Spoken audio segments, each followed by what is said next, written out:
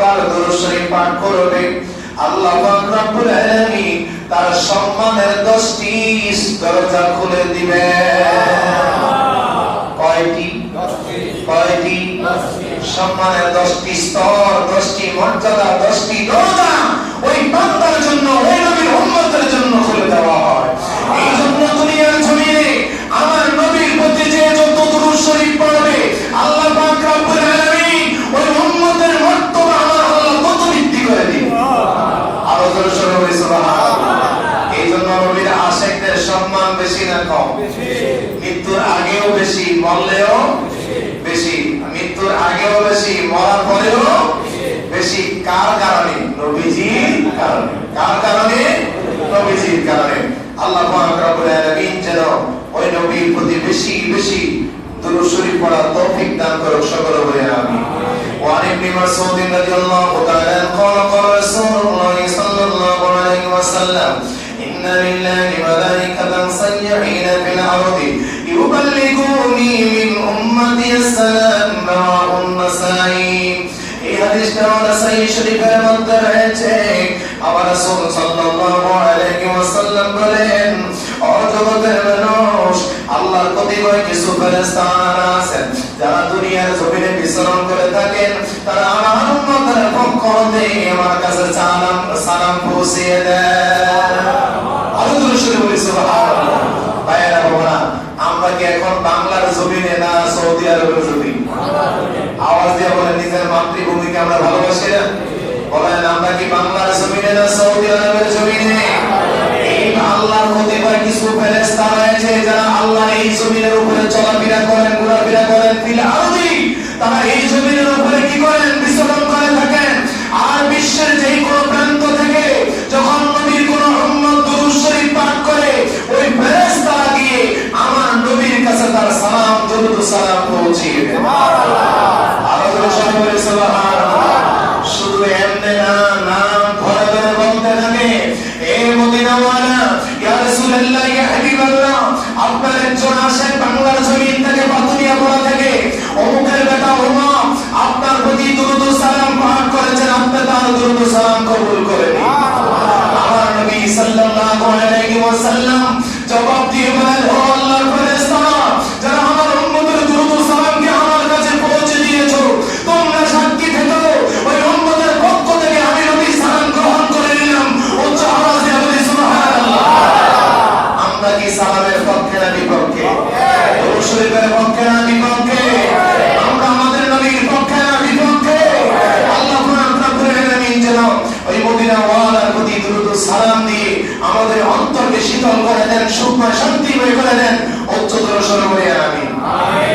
আরেকটি হাদিস রয়েছে, ওয়াকিল রাসূলুল্লাহ وقيل لرسول الله صلى الله عليه وسلم أورد صلاة المصلين عليك مما غاب عنك ومن يأتي بعدك ما حاولهما عندك وقال أسمعوا صلاة أهلي محبة وأعرفوهم وتعرض علي صلاة غيرهم أرضا। سبحان الله। একজন ব্যক্তি জিজ্ঞাসা করলেন, ইয়া রাসূলুল্লাহ, ইয়া হাবিবাল্লাহ, ওগো আল্লাহর রাসূল, যারা আপনার নিকটে উপস্থিত থাকিয়া, উপস্থিত থেকে, যেমন আমি কি আপনাদের সামনে উপস্থিত না অনুপস্থিত? আমি আছি না? এটা আমার নবীকে জিজ্ঞাসা করলেন, ইয়া রাসূলুল্লাহ, কেউ যদি আপনার দুনিয়াতে উপস্থিত থাকাকালীন আপনার সামনে যারা কি করে এবং যারা আপনার চলে যাওয়ার পর আপনার প্রতি দুরূদ শরীফ পাঠ করে, উভয় অবস্থা আপনার নিকট কেমন? জোরে জোরে বলি সুবহানাল্লাহ। যেমন একটা হলো আমার সামনে, আর একটা হলো আমার চলে যাওয়ার পর। দুইটা জিনিস না? একটা হলো আমার নবীর সামনে উপস্থিত থাকিয়া, আরেকটা হলো আমার নবী চলে যাওয়ার পর। আমার জিজ্ঞাসা করলেন, এই দুই ব্যক্তি আপনার প্রতি দুরূদ শরীফ পাঠ করলো, এই দুইজনই আপনার মন্তব্য কি? আমার রাসূল সাল্লাল্লাহু আলাইহি ওয়াসাল্লাম বলেন, وقال اسمعوا صلاة أهلي محبتي وأعرفوهم وتعرضوا علي صلاة غيرهم عرضا। আল্লাহর বান্দা, তুমি শুনিয়ে রাখো, যে ব্যক্তি দুনিয়ার জমিনে যে কোন প্রান্ত থেকে হোক আর আমি নবীর মহব্বত নিয়ে যখন দুরূদ শরীফ পাঠ করে ওই বান্দার দুরূদ শরীফ আমি নবী নিজ কানে শুনতে পাই। সুবহানাল্লাহ।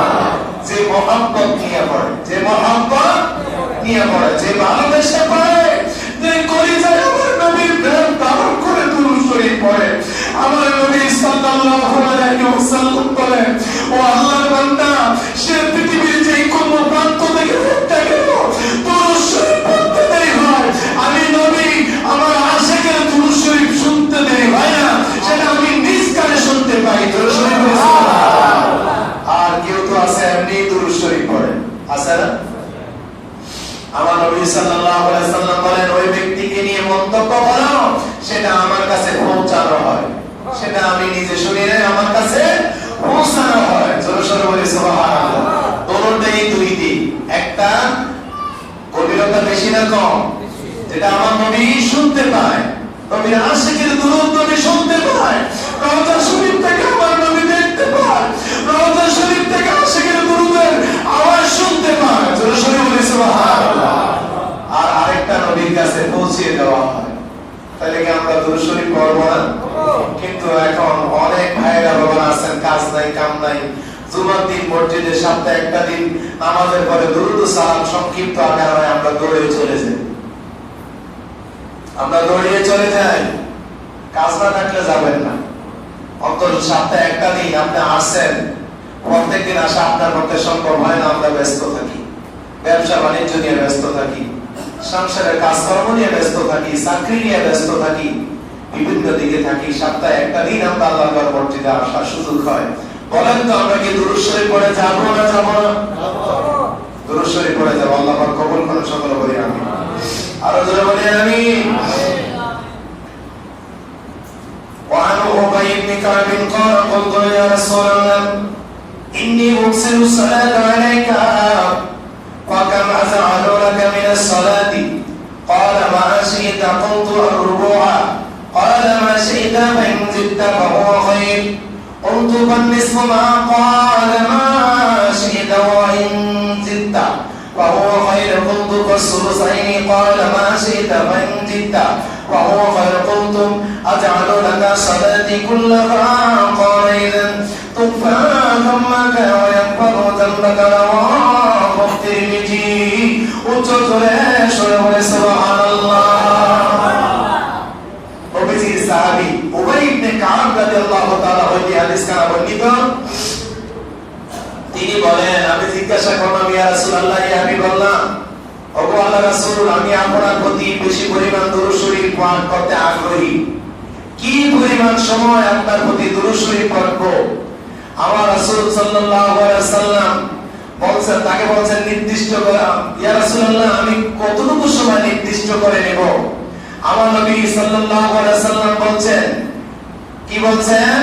তোমার ইচ্ছা, মাশিতা, তোমার ইচ্ছা, তুমি যতটুকু সময় পারো দুরূদ শরীফ পাঠ করবে। সুবহানাল্লাহ। সাহাবী বললেন, ইয়া রাসূলুল্লাহ, আর রুবুআ, তাহলে 4 ভাগের 1 ভাগ সময় আপনার জন্য দুরূদ শরীফ পাঠ করব? আমার নবী সাল্লাল্লাহু আলাইহি ওয়াসাল্লাম বলেন, قال ما شئت فإن زدت فهو خير। যদি তুমি কি করো, আরো বাড়াইতে পারো, তোমার ইচ্ছা, তবে তোমার জন্য কল্যাণকর হবে, মঙ্গল হবে। উচ্চ জোরে সরে বলে সুবহানাল্লাহ। এই সাহাবী বললেন, ইয়া রাসূলুল্লাহ, তাইলে আরেকটু সময় বৃদ্ধি করে নিব। আমার নবী বললেন, তাইলে তোমার ইচ্ছা, আর যদি তুমি সময় বৃদ্ধি করতে পারো তাইলে তোমার জন্য কল্যাণকর হবে। বললেন, ইয়া রাসূলুল্লাহ, আমি বললাম, নবী গো, তাইলে দিনের অর্ধেকটা সময় আপনার জন্য দুরূদ শরীফ পড়া নির্ধারণ করে নিব। উত্তর বললেন, এটা তোমার ইচ্ছা, তবে যদি তা অপেক্ষায় আরো বৃদ্ধি করো তাহলে তোমার জন্য অধিক উত্তম হবে। আবার বললেন, ইয়া রাসূলুল্লাহ, আমি বললাম, তাইলে কি 2/3 সময় নির্ধারণ করব? উত্তর বললেন, তোমার ইচ্ছা, অর্থাৎ তুমি তার চেয়ে আরো সময় বৃদ্ধি করতে পারো, তাইলে তার তোমার জন্য কল্যাণকর হবে। এবার সাহাবী ডাকতে বললেন, আমি সারাটা দিন আপনার প্রতি দুরূদ শরীফ পাঠ করতে চাই। আমার রাসূল সাল্লাল্লাহু আলাইহি ওয়াসাল্লাম বলেন,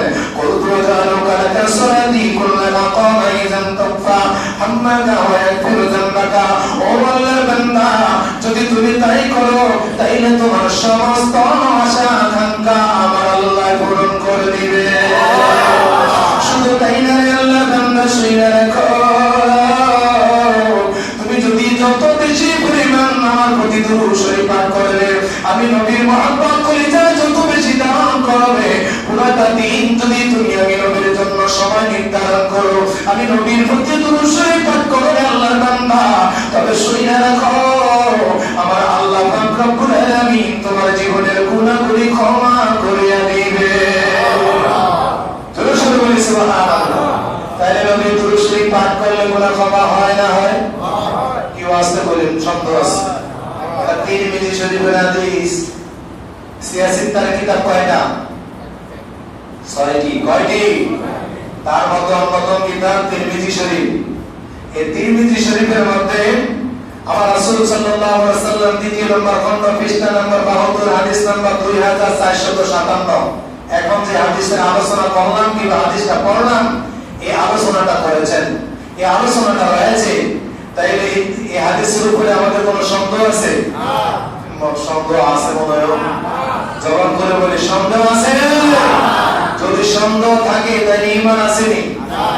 ঈমান থাকবে? ঈমান থাকবে। এই হাদিসটার মধ্যে আমার নবী বলছেন, ও আল্লাহর বান্দা, ও আমার সাহাবী শোনো, তুমি যদি আমি নবীর জন্য কি করো, বেশি বেশি দুরূদ শরীফ পড়ো, পুরোটা সময় দুরূদ শরীফ পড়ো, তাইলে আল্লাহ পাক তোমাকে কি করবে, করে দিবেন, তোমার যত আশা আকাঙ্ক্ষা আছে আল্লাহ পূরণ করে দিবেন। তোমাকে আল্লাহ পাক ক্ষমা করে দিবেন। এও আমাদের মনে করে কোন একটা কিছু আশা আকাঙ্ক্ষা আমরা করি না, ধরেন ছেলেকে বিদেশ পাঠায়, এটা তো কমন জিনিস। এখন বর্তমান সময়ে এটা কমন জিনিস না, আমার ছেলেকে আমি বিদেশ পাঠাবো, এই নিয়মটা যখন করে আমাদের ঘরের মধ্যে আমরা মিলাদ মাহফিল আয়োজন করি, কি করি, এটার বরকতে যেন আল্লাহ পাক আমার আশাটা কবুল করে, আমার মনের আকাঙ্ক্ষাটা যেন কবুল করে। যেন বলেন ঠিক না? যখন আমার ভিসা টিসা সবকিছু হয়, প্রসেসিং হয়, যাওয়ার ব্যবস্থা হয়, সময় নির্ধারণ হয়, ফ্লাইটের টাইম হয়, একজন হুজুর নিয়ে এলো, কয়টা বাপকে খাওয়ায়, হুজুর একটু আমার ছেলের জন্য দোয়া করে দেন, নবীর উপরে দুরূদ শরীফ পড়া আল্লাহ যেন তাকে সহি সালামতে যাওয়ার ব্যবস্থা করে দেন। এটা আমরা করিনি, কিও করিনি। এই আল্লাহর ওলিরা কি নবীর দুরূদ শরীফ ছাড়া আল্লাহর ওলি হয়ে গেছে? পানোয়া বাবা কি দুরূদ শরীফ পড়ছেনি? মোহাম্মদ আরসালাম পড়ছেনি? শাহ আব্দুল্লাহ গাজীপুরি পড়ছেনি? আহমদুল্লাহ নাজমান্দারি পড়ছেনি? আর শাহপুরে বাগদাদি হুজুর পড়ছেনি? করম আলী শাহ পড়ছেনি? আকবর আলী রেজভী হুজুর পড়ছেনি? আবার শাহ মাদানী রহমাতুল্লাহ পড়ছেনি? তাইলে নবীর দুরূদ যে যত পড়বে সে তিনি তত আমার নবীর নিকটে থাকবে, আল্লাহর নিকট তত বেশি তিনি যাবেন। চলো সবাই সুবহানাল্লাহ। শুধু তাই না ভাইরা, আরেকটা হাদিস বলে আমি শেষ করছি। وعن قتادة بن عبيد قال بينما رسول الله صلى الله عليه وسلم قال عيد إذ دخل رسول فصلى وقال اللهم اغفر لي وارحمني فقال رسول الله صلى الله عليه وسلم عزلت أيها المصلي. سبحان الله. قتادة بن عبيد رضي الله تعالى عنه বর্ণিত, তিনি বলেন একদিন রাসূল পাক সাল্লাল্লাহু আলাইহি ওয়াসাল্লাম বসে আছেন। এমন সময় একজন ব্যক্তি মসজিদে নববীর মধ্যে প্রবেশ করলো। কথাটা কিন্তু মনোযোগী, সুর দিয়ে বলি নাই। তারপর তিনি নামাজ পড়লেন। মসজিদে ঢুকে কিসের জন্য? সবাই আওয়াজ, কিসের জন্য? নামাজ পড়ার জন্য। নবীজি বসে আছেন, ওই ব্যক্তি ঢুকলেন এবং কি তিনি নামাজ পড়লেন। এরপরে তিনি বললেন, ফাকালা আল্লাহুম্মা গফিরলি ওয়ারহামনি, হে আল্লাহ তুমি আমাকে ক্ষমা করে দাও। আল্লাহুম্মা গফিরলি, হে আল্লাহ আমাকে ক্ষমা করে দাও। ওয়ারহামনি, আমার প্রতি রহমত বর্ষণ করো। এবার আমার নবী এই দোয়াটা শেষ করে তিনি চলে যাইতেছে। তিনি কি চলে যাইতেছে? আমার নবী বলতেছেন, ফাকালা রাসূলুল্লাহ সাল্লাল্লাহু আলাইহি ওয়াসাল্লাম আজিলতা ইয়া আইয়ুহাল মুসাল্লিম, কি বলতেছেন? হে নামাজি, নামাজি, নামাজি, নামাজি, তুমি দোয়া করতে তাড়াতাড়ি করছো, তুমি নামাজ পড়তে তাড়াতাড়ি করতেছো। যখন তুমি নামাজ পড়বে, ইজা সাল্লাইতা فقاد حتى واحمد الله بما هو عنه وصلي عليه ثم ادعه নামাজি, যখন তুমি নামাজ পড়বা আর তুমি নামাজ পড়ার পর কি করবে? ওয়াহমিদিল্লাহ, আল্লাহর প্রশংসা করবে, ওয়া আনহু ওয়া সাল্লি আলাইহি সুম্মা দুরুহু, আর আমার প্রতি তুমি দুরূদ শরীফ পড়বে। আর ওই নামাজিকে যখন আমার নবী সাল্লাল্লাহু আলাইহি সাল্লাম বললেন, ওই নামাজি বসে বসে আল্লাহর প্রশংসা করলেন, দুরূদ শরীফ পড়লেন। এরপরে আমার রাসূল সাল্লাল্লাহু আলাইহি সাল্লাম বললেন, ওই ব্যক্তিকে বললেন তুমি দুরূদ শরীফ পড়বে। এরপরে দুরূদ শরীফ পড়ার পর এবার আমার নবী সাল্লাল্লাহু আলাইহি ওয়াসাল্লাম বলেন, وقال له النبي صلى الله عليه وسلم أيها المصلي ادعوا تعجبا وأقدرمجي والمصلي তুমি দোয়া করো, আল্লাহ পাক তোমার দোয়াকে কবুল কইরা নিবে। সূরা বলে সুবহানাল্লাহ। নামাজিরে নামাজ পড়তে যাইয়া তাড়াহুড়া করিও না, নামাজিরে দোয়া করতে যাইয়া তাড়াহুড়া করিও না। কেন? নামাজ পড়ে কিছু তাসবিহ পাঠ করবে, আল্লাহর প্রশংসা করবে, লা ইলাহা ইল্লাল্লাহ বলবে, সুবহানাল্লাহ বলবে, আলহামদুলিল্লাহ বলবে, দুরূদ শরীফ পাঠ করবে। এরপরে তুমি তোমার মালিকের কাছে হাত বাড়ায়া দিবে। এইরকমটা করবেন না, তাইলে নিঃসন্দেহে আল্লাহ পাক রব্বুল আলামিন তোমার দোয়া কবুল কইরা নিবে। তাইলে আমরা নামাজ পড়ে তাড়াহুড়ো করব? আমরা কিছু সময় তাসবিহ তাহলিল করব, এরপর আমরা কয়েক মর্তবা দুরূদ শরীফ পড়ে আমরা দোয়া করব। নিঃসন্দেহে আমার নবীর হাদিস অনুযায়ী তিরমিজি শরীফের মধ্যে হাদিস কানা রয়েছে, তিরমিজি, আবু দাউদ শরীফ, নাসাই শরীফ, মিশকাত শরীফ পৃষ্ঠা নম্বর 86, তিরমিজি শরীফ, মিশকাত শরীফ পৃষ্ঠা নম্বর 87, এই হাদিস কানা রয়েছে।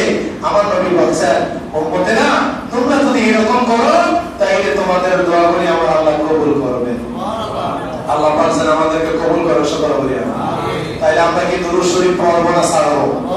আর যারা বলেন পড়ব না ছাড়বো, আল্লাহ পাক আমাদের সকলের ঘরে ঘরে দুরূদ শরীফ দিয়ে আগের মতো যেন ভরপুর করে দেয়, সকলে বলে আমিন।